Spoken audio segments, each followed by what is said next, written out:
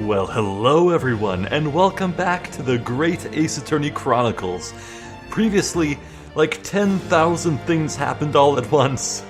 We began the game's third case. Our protagonists arrived in Great Britain, and they met with the Lord Supreme Justice, Strongheart, who gave Ryunosuke one huge chance.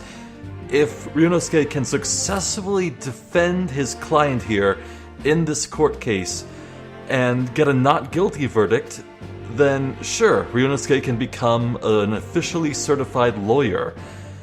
But, boy, Ryunosuke is going into this blind. He knows nothing about this case. He only met the defendant a few short minutes ago, and his opponent here, the prosecutor, Barak von Zeeks, is known as the Reaper of the courtroom. Everyone that Van Zeeks has managed to send to a guilty verdict has ended up executed. Boy, the stakes are real. Anyway, let's get going here. Now then, opening statements, I think. A summary of the case, if you please. Certainly, my lord. As your lordship is aware, this is a case of overwhelming simplicity. Must be the only ones in here who aren't aware. The incident took place in the late evening, 3 days past. The hour was some minutes after 10. The victim was a maker of building bricks known in the community as the thrice-fired mason. Oh, that's cute. You fire bricks to make them. Maybe thrice fired is how he makes his bricks, or maybe he's just been fired 3 times from his job. Sorry, thrice? He was a very accomplished craftsman. The bricks he fired were said to be almost indestructible.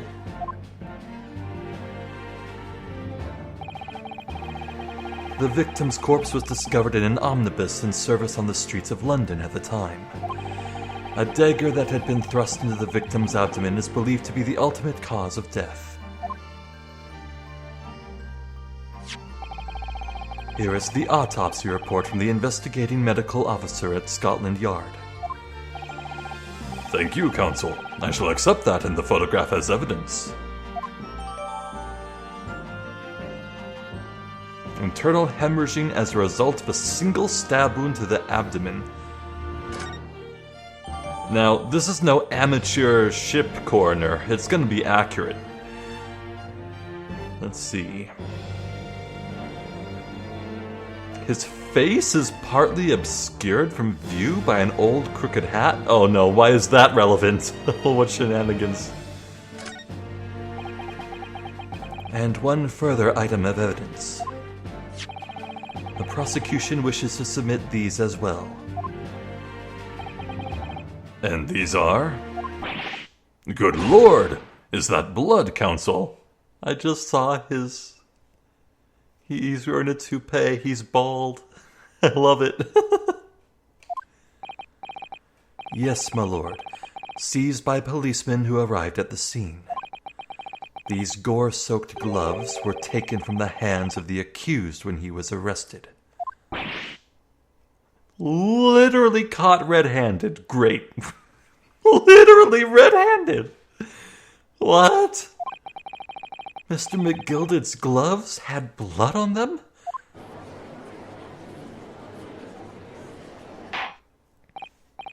Yes, I will accept these as evidence as well.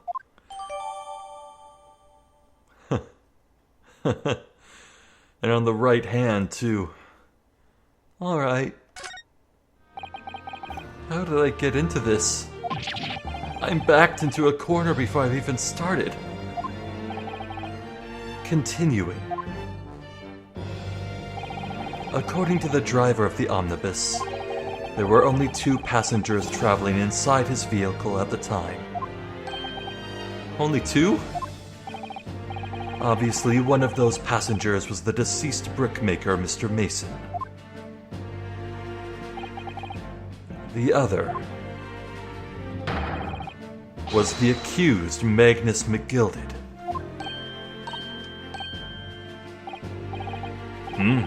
Well, rather damning circumstances to say the least. Defendant, what say you? Well, of course, I have no recollection of such a thing. Mr. McGilded. To be sure, I rode the omnibus that evening. But whenever I'm in a carriage, I'm taken with a fierce tiredness, and I always succumb to it. Are you claiming to have been asleep? 'Tis the motion of the carriage, my lord. Lilting, so it is. And when I opened my eyes again, 'twas a desperate sight before me. The body of a man I'd never laid eyes on before in me life. Now I ask yous, what good-hearted soul wouldn't rush to help a fella bleeding from his stomach? I wasn't about to start worrying about me gloves now, was I? I reached out to give the man a hand. So the blood got onto the gloves then, after the man had been killed. Unfortunately, that statement of the driver's is only the beginning. What? That's not all of it? There were multiple witnesses to the precise moment at which the brickmaker was fatally stabbed.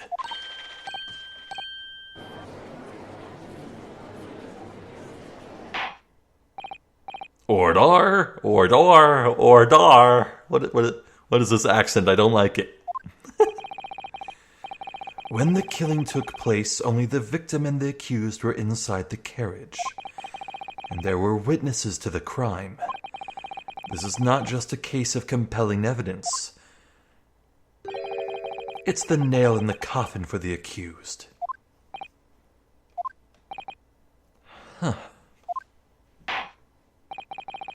Thank you, counsel. The circumstances of the crime have been made quite clear. I think we will hear testimony from these witnesses first of all. Your wish is my command. Bailiff, bring the witnesses in at once.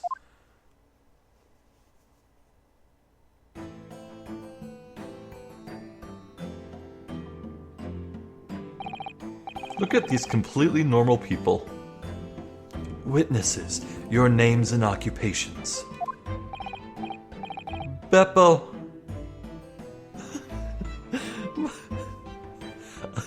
He's so cold. Why is he so cold? I can only think of Beppo from One Piece, the cool polar bear mink from Law's crew. Love that guy. He's the MVP, man. My name is, well, everyone calls me Beppo. I drive an omnibus in the East End. Bruce Fairplay. I'm a banker in the city. My name's First. A lady first. I make hats for gents. You're not very good at it now, are you? Also, boy, ladies first, huh? Let's begin by confirming the facts. 3 days ago, at a short time after 10 o'clock in the evening, all of you present in the stand were in an omnibus and witness to the aforementioned incident. Is that correct? Yes, sir. Quite right. Yes, sir, that's right, sir. Very well, then. Let's proceed to your formal testimonies, please. Each of you will tell the court precisely what you saw. Oh boy, I'm excited. It was the last bus of the evening, so I had a few customers. I remember it well. Oh, he's the coachman. The victim and the man accused of killing him were sat next to each other inside the bus. Son of a gun, I know what this man's deal is. You know what fair play is? Turnabout. Turnabout is fair play. This man is facing towards his right. I swear to God, this man has like a Harvey Dent situation going on, Two-Face. He's gonna turn and face the other direction and change his opinions completely. Mark my words. I've read this man like a book, open and closed.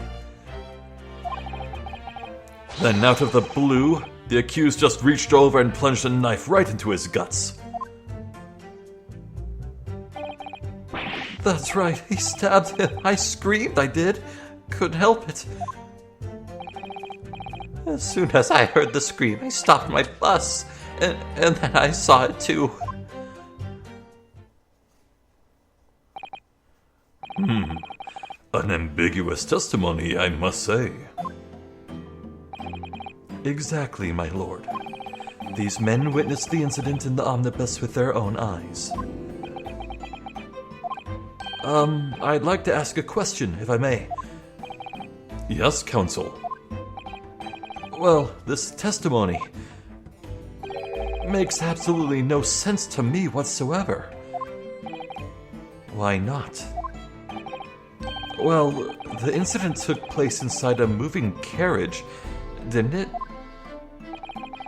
As has been clearly stated from the outset, yes. Well, in that case, how could those two witnesses possibly have seen what happened? There's no way they could have seen the inside of the moving carriage.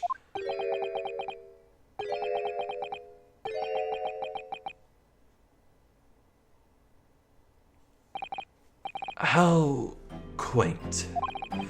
I'd read that civilization in the Eastern Island nations was a good century behind our own. But you're here in London yourself. Are you really so ignorant about our omnibuses? Huh?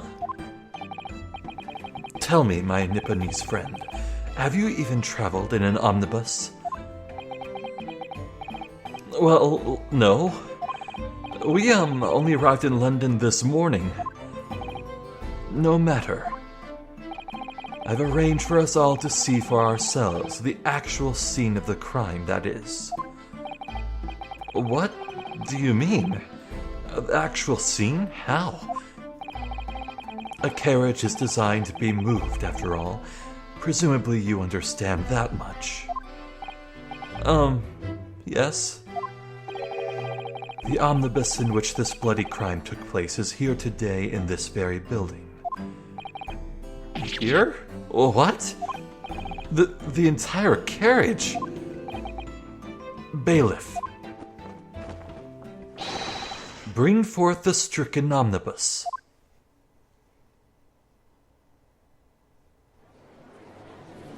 Wow, that makes things real easy. So that's the omnibus. The omnibus.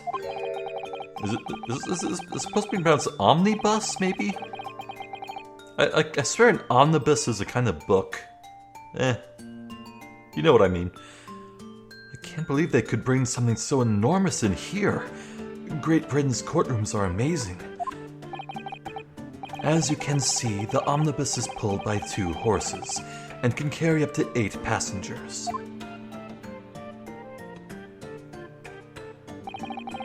4 passengers seated inside in the enclosed cabin, and another 4 on the rooftop deck above. Every Londoner knows that the best views of the city's architecture and sights are to be had from the top of the omnibus. And I should point out to our foreign guests that there is a skylight in the roof allowing a view of the interior from the seats above. Wow. Imagine being a lady in a big skirt trying to sit in the back bench there. That'd be awful. Or a man in a kilt, even. Or a man in a dress.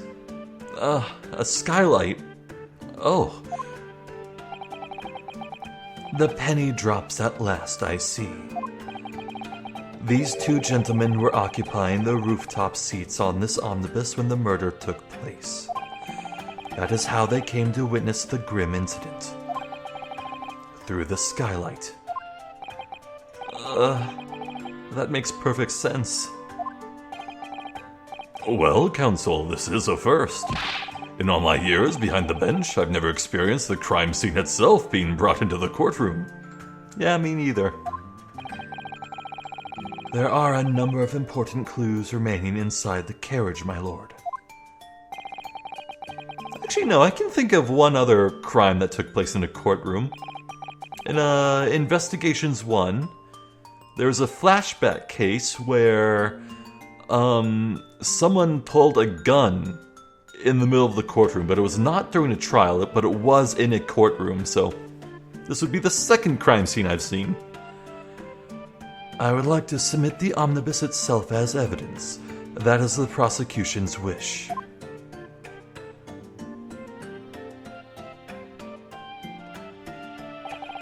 Very well, I see no reason why not. This omnibus is hereby formally accepted as evidence. Neat. I can't believe it. The entire crime scene entered as evidence.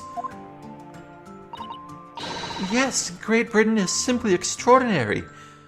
Okay, now that you mention it, we're probably not gonna have an investigation phase, are we? Huh.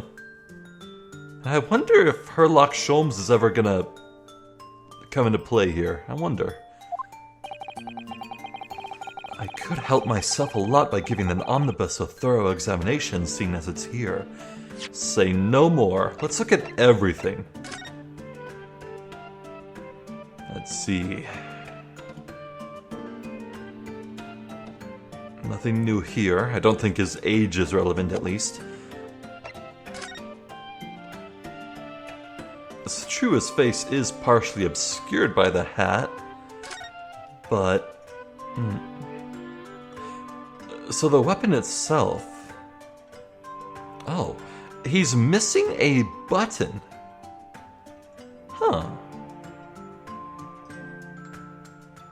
I can't... Well, he looks like he's kind of in shabby clothes. His white undershirt has gray scuff marks on it. The fringes of his sleeves on his vest are tattered and frayed. His hat's patchwork. I genuinely cannot tell if this missing button is actually worth thinking about or just part of his character design. I suppose that'll come up later if so. Now the dagger... That looks like gold? With a very red handle. That is the dagger of someone on the richer side of things, which is not good for Magnus, no sir. And the gloves. To be sure, there's... Wait. Yeah, this checks out. It's a right glove and left glove. Nothing inside. Yeah, I'm pretty dang sure the only thing of note is the bloodstain. This is definitely blood, isn't it? Not the most pleasant sight to be confronted with on our first day in London. Well, nothing will come of grumbling now. No. By the way, is Mr. McGilded right-handed? Yes, I believe so. He was toying with a coin in his right hand a little earlier. Pity. If only he'd been left-handed. I think blood on either glove would be fairly incriminating, really.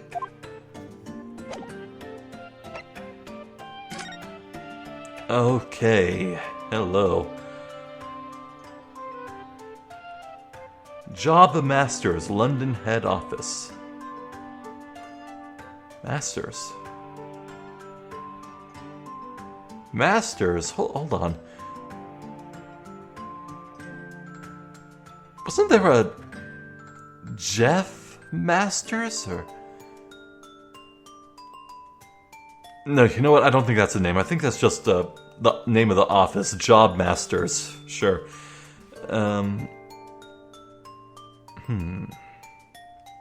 Oh, what's this? Oh, the seat. So this is the roof deck of the omnibus. Oh, you must have a wonderful view of London streets from up here.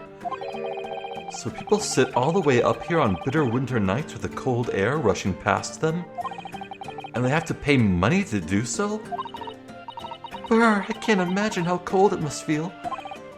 That just made me think of something horrible. Can you imagine being dragged around the city in the freezing cold as a punishment? Perhaps that is the real price you pay to stay out late. Cute.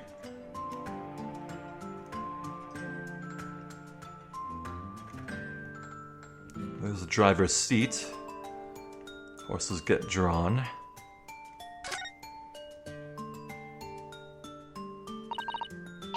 Well, let's open the door and go inside, shall we?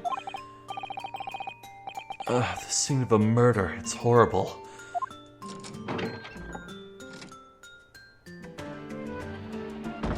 Well, I see.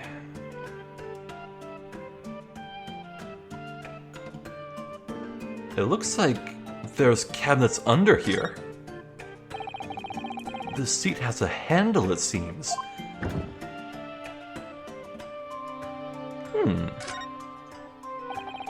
This looks like all sort of equipment that might be needed to keep the omnibus running. Feeding tubs, tools to repair wheels, blankets, horseshoeing tools. So it's a storage compartment for the coachman to keep his things, it seems. There doesn't seem to be any space for passengers to store their luggage, that's for sure. Well, I don't imagine it would be very convenient for that purpose anyway. Yeah, I was gonna say, if both seats had people sitting on them... Oh, there's no storage space under this seat, huh? I was gonna say, the story apparently is that Magnus got in first, sat on this seat, and dozed asleep. When he woke, he saw the man across from him with a dagger in his gut. I think we can rule out someone hiding in this compartment here and popping out. There's no way they could get out, not without waking Magnus, so... Ah, that's a poster for the great exhibition that's due to start 6 months from now. There's a lot of focus being drawn to the Crystal Tower, the centerpiece of the whole exposition. Oh, the Crystal Tower. It's under construction already, I believe. Yeah, those Alligans are hard at work. If you know, you know.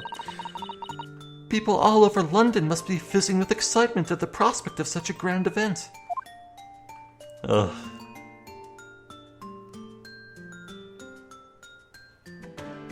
Crystal Tower, man.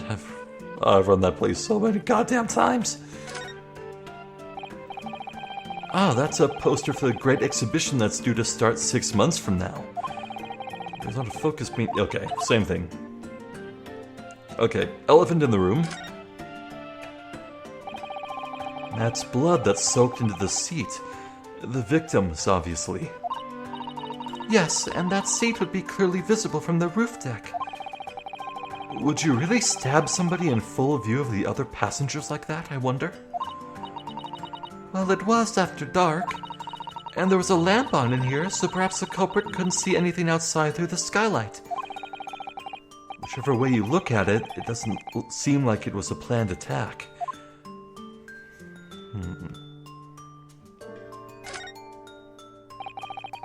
It's quite a large skylight, isn't it?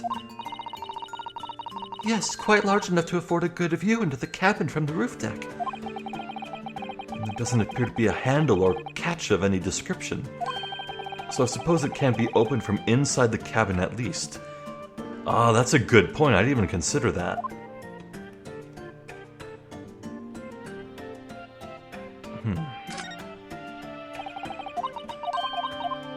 So nothing new there. I think we've seen all there is to see. Let's step back outside. Have you seen enough? Let's step back outside then.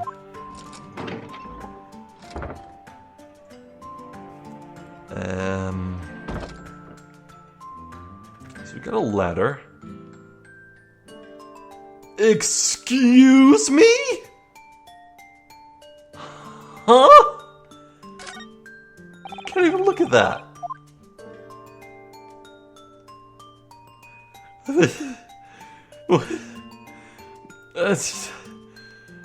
This Easter egg makes no sense. Phoenix Wright's name's supposed to be Ryunosuke Naruhodo. What is this? No, I'll just ignore that. The lore makes no sense.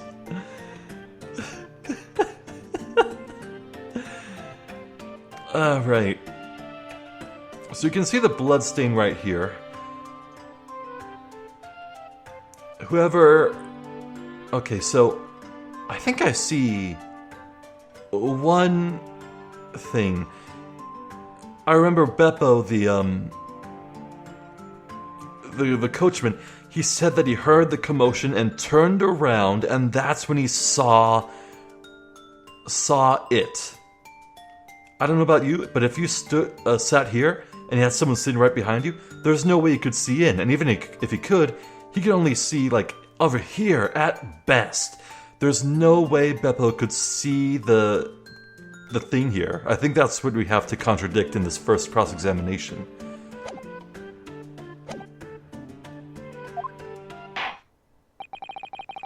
Let us continue with proceedings then.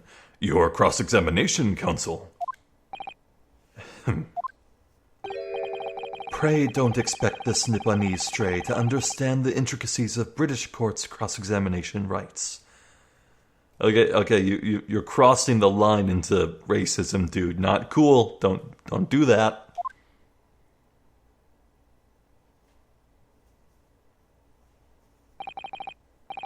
All right, my first cross-examination in a British court.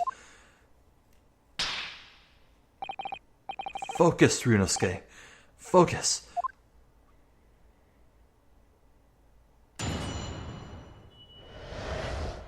Ah, neat stained glass thing going on there. Neat. It was the last bus of the evening, so I had a few customers. I remember it well. Hold it!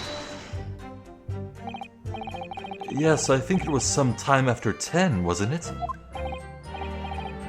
Oh, yes, sir. That's right, sir. Yes. Ever so cold it was, sir. Freezing, in fact. Everything's in order? And you had 4 passengers on board at the time, is that correct? Yes, that's right, sir. Not at all traveling in the same parts of the bus, of course. Though, no. And there were no other passengers when the incident took place? No one alighted, for example? You're quite right with that, sir. No other passengers like that, no. None. So nobody fled the scene of the crime, then? I have to say, the boss insists on it running, he does. Every evening, that last bus of the day. But I do wonder sometimes if it's altogether worthwhile. Yes, sorry to say. What do you mean by that? Well, what with it being so cold and everything, and only making 20 pence on the run, you see. Yes, I spend that much at the pub on the way home, just trying to warm up again.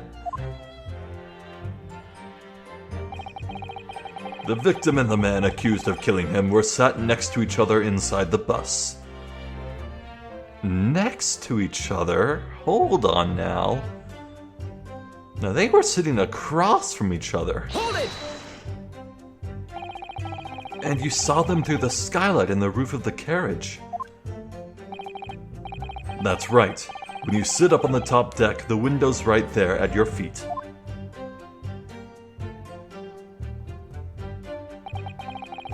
There was a lamp on inside, so I had a pretty good view. The two of them were wearing hats, and I couldn't exactly make out their faces. McGilda does not wear a suit looking that cool. No, sir.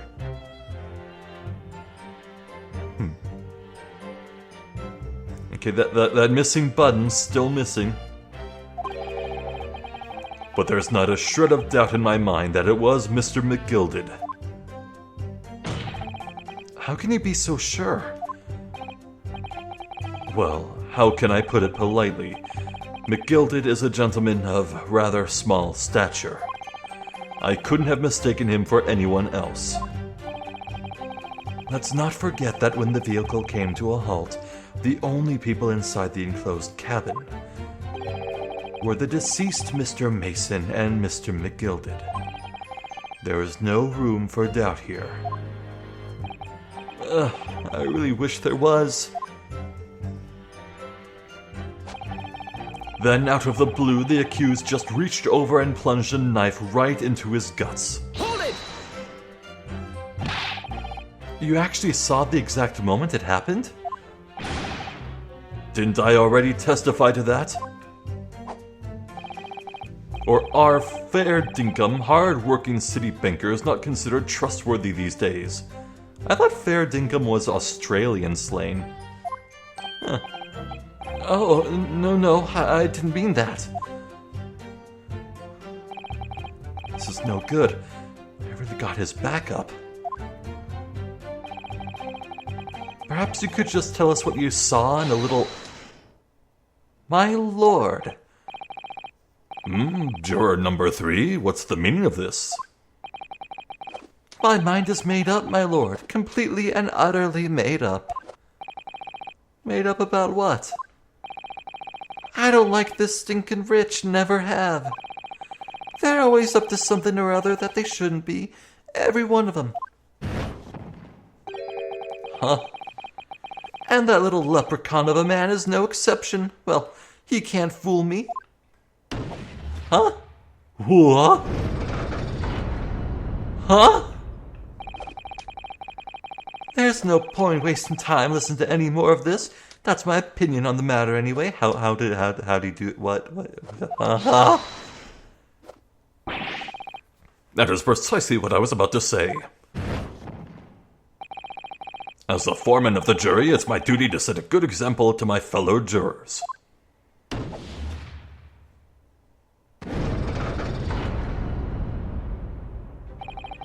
What is happening here? Let me see. Ah, yes, it seems that's how the members of the jury give their verdicts. With fire? Apparently, yes. White for innocent and black for guilty. As the 6 members of the jury make up their minds about the case, one by one they each cast a ball of fire into the great scales of justice, as we saw a moment ago. So if those enormous scales fall completely to the black side, does that mean... Let's do our very, very best to make sure that doesn't happen. Ugh. I'm even more worried than I was before. Wow. Okay. Gosh, okay, so earlier in this Let's Play, I brought up Genshin Impact. A wonderful game, love it very much, been playing it for years. Yes, there was a brief moment where I thought that, Giselle Brett might be French, but that was because I had the Fontaine region of that game on my mind, where everyone wears hats and is very much based on France. And, I don't know if I actually mentioned this specifically, but the main storyline so far is one huge Ace Attorney homage. It's a court system, a mini-game where you gather evidence, you cross-examine a witness, the trial proceeds, there's a judge, and everything. It's just Ace Attorneys through and through. They even do the fancy points and yell objection. It's just straight up an Ace Attorney thing. But here's the thing, through all that, sitting behind the judge in that game, in Genshin Impact, during those story cutscenes, there was a big scale in the background, which received influence from the crowd's feelings and the jury and all that, and it tipped dynamically to show how the favor was swinging. So it seems they lifted that from this. I am retroactively understanding that now. Oh, man. Anyway. Very well, the court acknowledges the change in the jury's stance. Counsel for the defense, please continue with your cross-examination. This is a nightmare.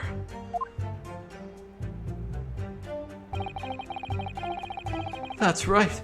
He stabbed him. I screamed, I did. Couldn't help it. Hold it! He stabbed him, you say. And you were sitting up on the roof deck, were you? Yes, that's right, sir. I was up on the roof seats. I remember seeing the little gent sitting next to the fellow that was stabbed. I've been thinking about the new hat design, you see. I was just gazing absent-mindedly around. But then I happened to look down through the skylight. It was sticking right out from his belly. That huge great knife. A grim sight indeed. That didn't help me at all.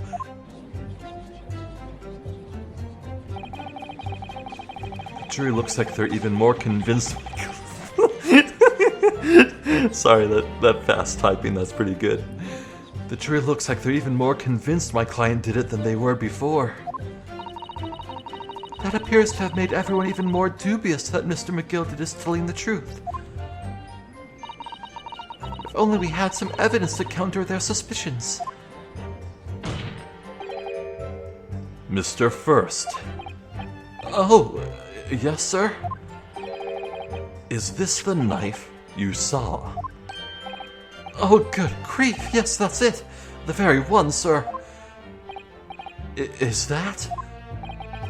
Yes, Counsel. This is the blade that was driven into the victim's belly like a stake through the... They know! They know! They know! He is a vampire! Like a stake through the heart. Oh, make no mistake, that man is a vampire. That is a blade of considerable size, Counsel. It is, and furthermore, the scabbard is emblazoned prominently with a certain initial. Oh, hell. The letter M, which seems oddly familiar. Oh no. I know where this is going. See, you have it set to M for McGilded, when you gotta flip it around to W for Wumbo. Please, no. M for Magnus, perhaps, or McGilded, possibly. Take your pick.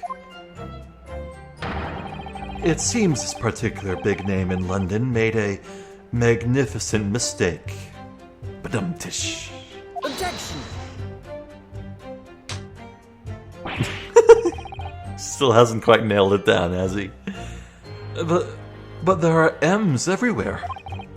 Like yes, like in Mason. Objection! Oh, now that's an objection. Also, I really appreciate that the font of his objection was in a very gothic font. That's amazing. Oh, chef's kiss. This blade is far too extravagant for a poor brickmaker to have owned. No, this weapon of murder almost certainly belongs to the accused. Ugh. Not conclusive, but certainly compelling, Counsel. The murder weapon has been entered into the court record. My lord, if you'll forgive the interruption. Oh, juror number 2, go on. Hold on. I want to take a look at this. A largish knife that was found lodged in the victim's abdomen. Its quality and fancy ornamentation suggest it might be quite valuable. Okay. Oh. It might be hard to make out on YouTube, but that symbol right there, that is a horse. I find that interesting. Oh. Yeah, screw me, that... Okay, well, oh. Now that you mention it, that does look like a cursive M. But if we flip it around... You know what? No. That's a W. That's definitely a W. For Willy Wonka. Oh, McGilded did do it. An ornate letter M. Undeniably Mr. Magnus McGilded's initial. You know, I can't help but notice that usually when you investigate evidence, the camera, the object rotates around and the camera moves to give you the best possible view of the thing. It did not just do that here. I think that's a sign.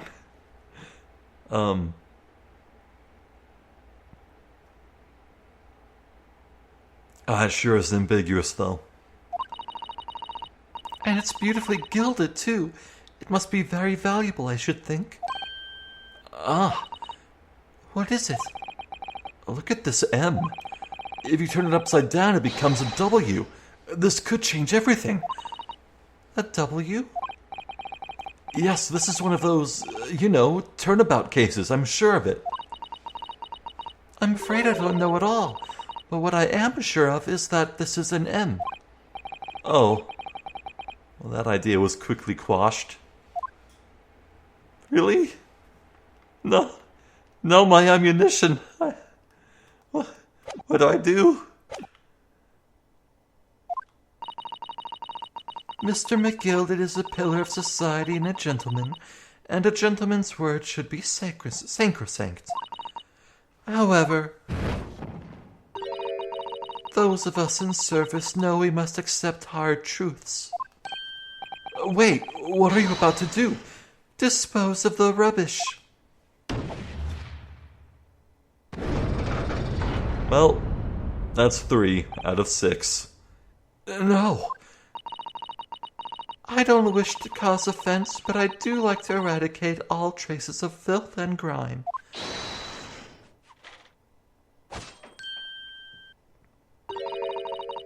I have painstakingly typed every word uttered here today and cross-referenced all the facts. As such, I am now in position to draw the only logical conclusion. That's 4. Not again. That's 4 out of 6 jury members who've proposed a guilty verdict. There are only 2 left. We've had it. Every time I press these witnesses for more information, I just make the situation worse. Nevertheless, what we need more than anything at the moment is more information. We're still very much in the dark. I suppose I'll just have to keep pressing the witnesses, knowing that more sparks may well fly. We mustn't give up hope that we'll uncover something that will give us a way to fight back. But... Alright, I'll keep trying. I can't give up. I just need to keep calm and listen to the witnesses' statements again. Well, forget again, let's finish listening to it. As soon as I heard the scream, I stopped my bus and then I saw it too. Hold it! What exactly did you see? Oh, well, sir, that would be the passenger, sir. Yes, collapsed on the floor, he was. And by the passenger, obviously you are referring to the victim, Mr. Mason, the brickmaker. And then the other passenger had that knife in his hand like this. By the other passenger, obviously you are referring to the accused, Mr. Magnus McGilded. And then he plunged it down like this, just stabbing the other passenger in the belly. Hold on. That would imply the dagger came down at an angle. No, that seems to be more flat and horizontal to me. Or maybe kind of in between if you must. What?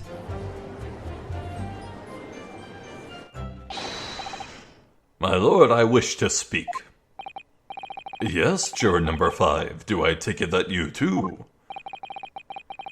As the master of the London Guild of Coachmen... Oh my god, it's him, it's Phoenix Wright. The idea of a murder being committed in one of the city's carriages is utterly abhorrent to me. It wouldn't be right to make a decision before hearing all the facts, though, I said to myself. But I've heard enough now. The horse has bolted, as they say. No, please, just keep an open mind. Get up now, Sulphur Blaze. The finish is in sight.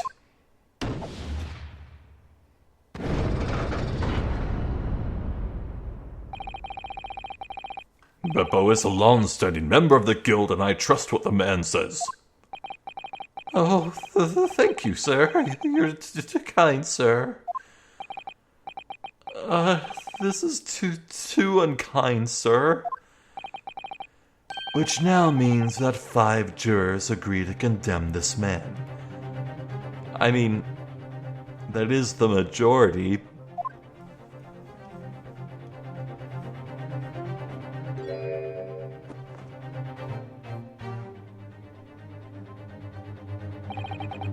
Madame Juror number 6.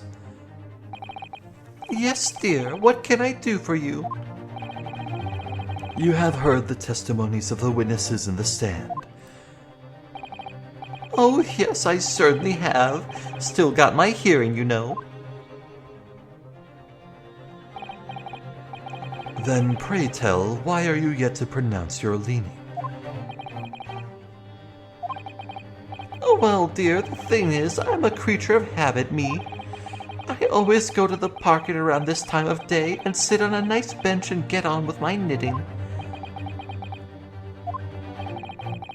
There's a lovely little park just near where I live. McGilded Park, it's called. The gentleman donated it to the city, you know, to put a smile on Londoners' faces, he said. I can't imagine such a fine young gentleman would have it in him to take another man's life. He is always doing wonderful things for the city. That's right. A man like that wouldn't stab someone, surely? Mother, may we go to the McGilded Public Library later and borrow some more books? How many Londoners live with their heads in the clouds? Do you people not know? What kind of a man Magnus McGilded really is? Theme of Van Zeeks. It is the theme of a vampire. What kind of a man is he? The philanthropist Magnus McGilded has enough wealth to purchase the entire city he claims to value so highly. But where did all that wealth come from? Your client is a Shylock, sir, and one with the very darkest of souls. Wait a goddamn second. Wait, hold on. Forgive me for uttering that word, but I think I remember. Isn't that word the that strange word there? Isn't that like a kind of racial slur towards I want to say Jewish people? I have no idea. That's just a tiny inkling. I need to look this up afterwards, but given the way Van Zeeks was speaking to Ryunosuke a moment ago, I'm wondering, do we have a racist vampire on our hands? What? Stone the crows! McGilded lends money at extortionate rates of interest, so his victims have no hope of repaying him. When they default, he takes possession of everything they own. He is a vulture that preys on the weak. I've never heard any mention of that before. Your faculties haven't deserted you, I'm sure, madame. So has this thought not crossed your mind? Would a man wealthy enough to buy London in its entirety not have a carriage of his own?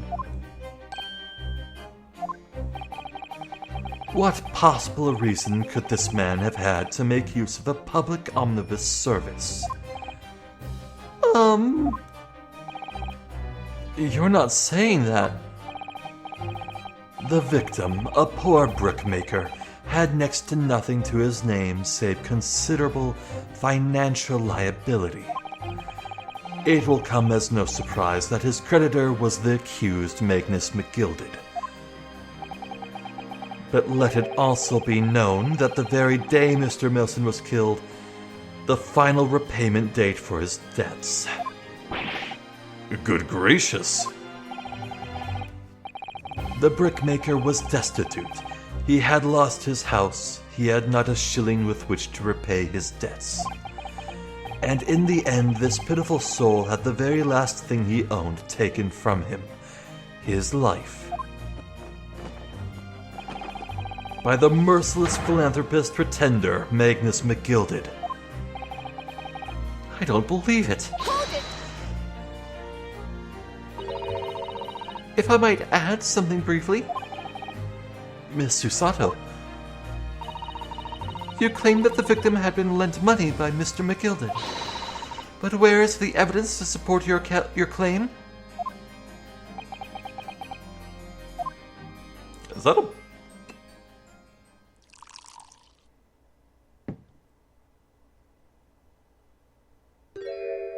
He would swirl a wine glass. He would. Wait, is that wine or blood? Pray forgive the discourtesy of filling my hallowed chalice in a court of law.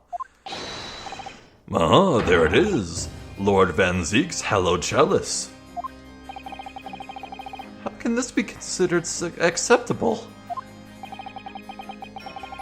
But first, I find myself in unexpectedly good humor.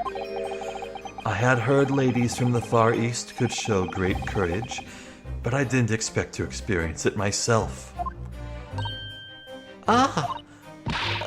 As judicial assistant to the defense, I am simply doing my job.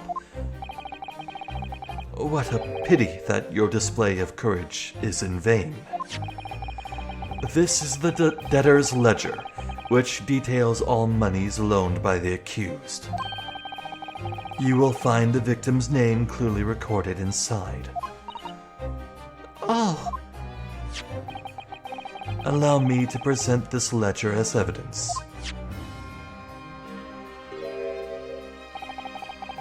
And pray forgive the discourtesy of raising my chalice in a toast to the enigmatic East at the same time.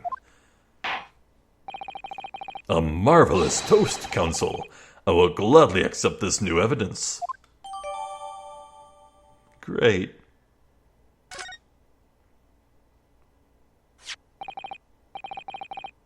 Ah yes, 20 guineas. The victim owed a considerable sum. Hold on, let me take a look here myself. This portfolio must contain all sorts of secrets of London's gentry. Oh dear, do you really think we ought to... Do you think we ought look inside? Well, it's not as though we know any of London's gentry personally, is it? Apart from our great detective friend, perhaps. Actually, I wonder. I assure you we will not find Mr. Sholm's name inside. Well, let's see what we find.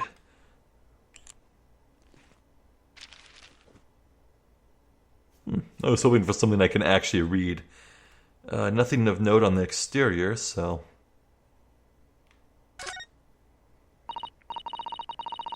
Gosh, it's crammed full of gentlemen's names, isn't it? Oh, that was Susato. Sorry. Well, I suppose they're probably not all gentlemen at all, are they? After all, not everyone in this country is well off. Ah, goodness! What is it? Look at this! Do you see the name here? Bruce Fairplay. Should that mean something to me? It does sound strangely familiar, actually. Bruce Fairplay, the witness testifying at this very moment.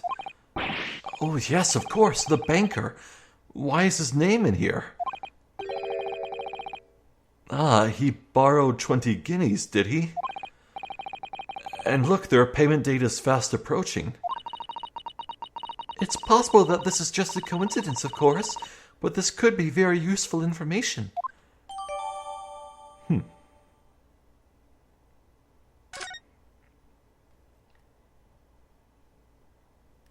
Boy, it sure would be real convenient to Brucey if McGilded were to go away.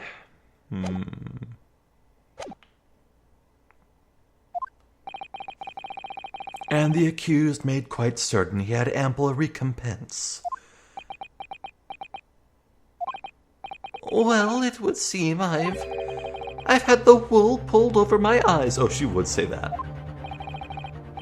Regrettably, madame, that is the modus operandi of the accused. And it's such a pretty little park, too. What a scoundrel. Still, maybe it's all for the best. Oh, wait a minute. Let's think about this a little more before... I don't stand for nonsense.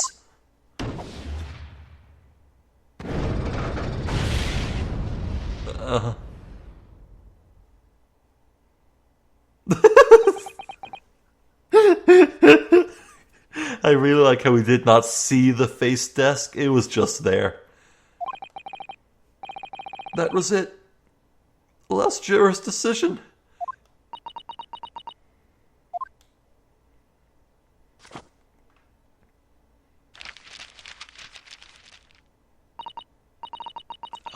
According to this Encyclopedia of British Law, when all members of the jury have concluded that the defendant is guilty... Wait, hold on. Didn't they study for over a month? How did they not learn about the jury system? Why is this all surprising to them? Court proceedings are suspended, and the presiding judge will deliver the final verdict and sentence. That's what it says here. The final verdict. It's over then. Oh! There's a footnote, though. A footnote? However, the defense... All 6 members of the jury are now in agreement in this case.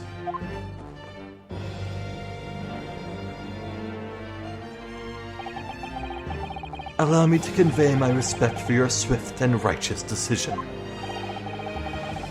According to the laws of this country, I will now conclude the trial. By delivering my final verdict, I trust there are no objections.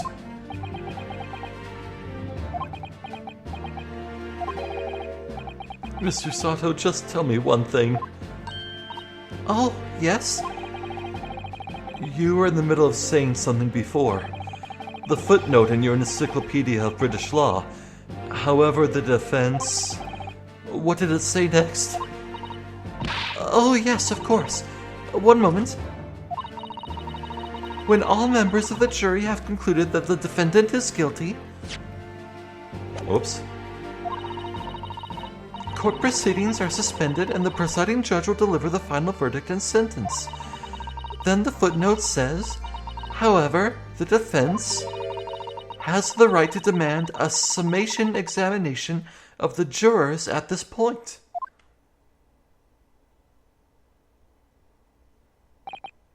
A summation examination?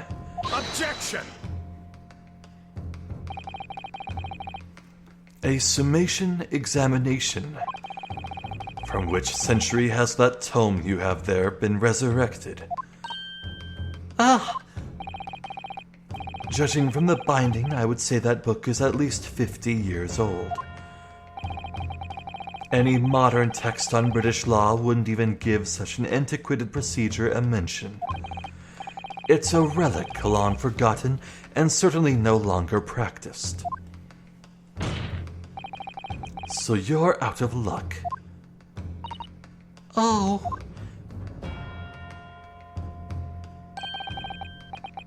What even is it, Miss Susato? This so-called summation examination? Oh, One moment, and I'll read about it. You would demand the right to procedure before you even understand what it entails. Ahem. Typical Nipponese. Shut up. Alright, Mr. Naruhodo, I think I understand. It seems that under this procedure, we would be able to appeal to the members of the jury. To do what, exactly? Appeal to them to change their leaning and reverse their decisions. And it says here that, if successful, the proceedings of the trial must be resumed. Make them reverse their decisions. Yes, in times gone by, barristers would use a summation examination to attempt to influence the jury's decision. But that procedure became something of a formality with no practical benefit, really, so it rather fell out of use. I wonder why. Because it was devoid of purpose. Changing just one member of the jury's mind would be hard enough, let alone several. No self-respecting defense barrister would even assert his right to try in this day and age. Still, I don't see any mention of the procedure actually being formally revoked. What are you suggesting? I'm suggesting that although it may be antiquated and largely forgotten, it isn't yet extinct. What do you think, Mr. Naruhodo?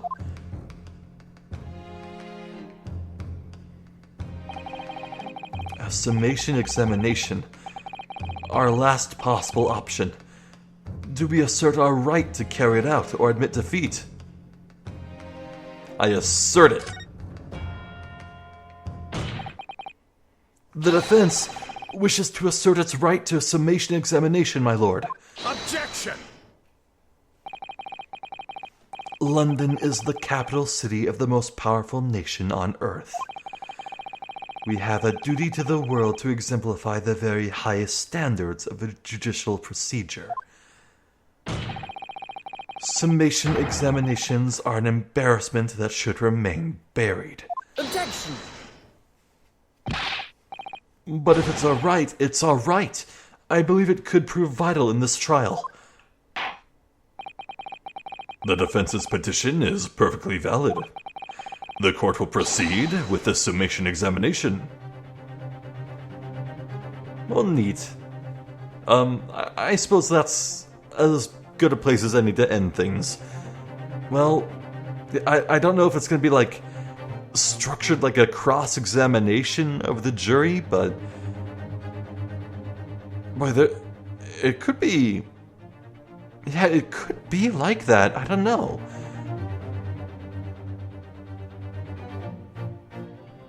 I'm very interested to see what's going to happen.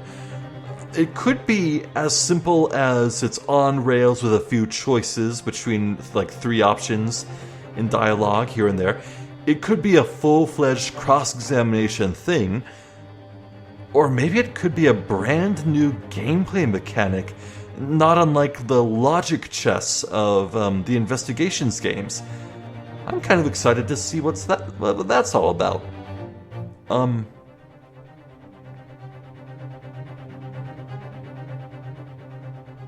Yeah, wow, okay.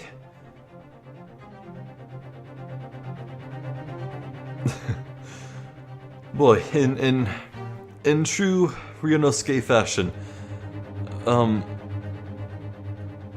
boy, we're really gonna have to snatch victory from the Jaws defeat, aren't we? No, not even the Jaws. Victory's already been swallowed. We'll have to snatch it out of the stomach of defeat. Oh, God. It's almost comical how much is stacked against us. The gloves, the witness testimonies, the dagger with the M or W, just everything is just... Has it ever been this dire? Not to mention the entire jury making up its mind so quickly. Well, except for juror number 6, who was actually willing to wait and see and form her own opinion. Well, until she got swayed directly by Van Zieks, so... what can you say? Speaking of Van Zieks, I know I said I was going to give him, like an Edgeworth British accent, but it turns out I've completely forgotten how I voiced Edgeworth. It's been quite a few months since I last played, in investigations games, like months and months, so I'm very rusty. I should probably work on it, like, between videos. I kind of want to go for this a lighter, more smooth-talking tone with him, but if I can work in a British accent too, that will seal the deal. I'll work on it.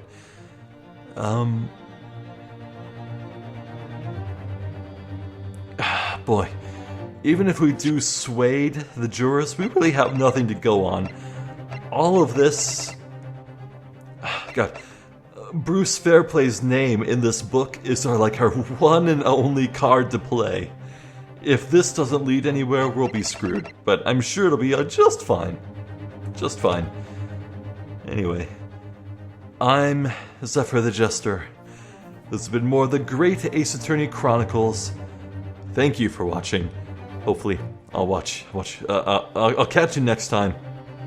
I will not watch you next time, that'd be creepy. I do not have access to your webcam, you can trust me. I don't, Until then, please take care.